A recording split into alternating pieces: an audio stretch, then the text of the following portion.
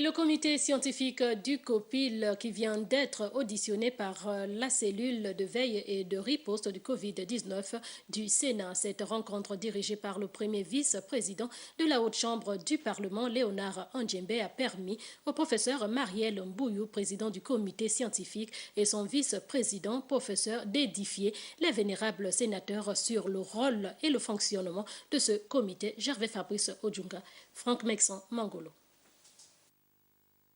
Le comité scientifique du COPIL est la première entité du comité de pilotage, de veille et de riposte contre l'épidémie à coronavirus à être auditionné par les vénérables sénateurs.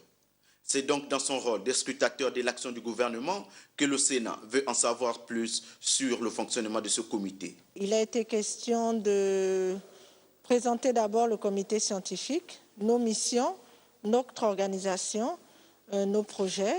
Le comité scientifique est déjà un comité formé d'experts qui ont donc pour mission d'aider le gouvernement à la prise de décision concernant justement la gestion de cette pandémie. Au cours des échanges, les sénateurs ont posé quelques préoccupations telles que le protocole thérapeutique retenu par le COPIL, l'évaluation de la qualité du test, le manque d'une véritable communication sur le travail du COPIL, mais aussi et surtout le produit algage, le Covid organique. Toutes les initiatives qui visent justement à trouver une solution qu'on va dire thérapeutique sont louables. Elles doivent être toutes prises en compte, mais en tenant compte de tous les standards et des prérequis qu'il faut sur le plan scientifique, qui permettraient donc aussi d'administrer ces produits en s'assurant de la sécurité du patient et des patients et de leur efficacité réelle.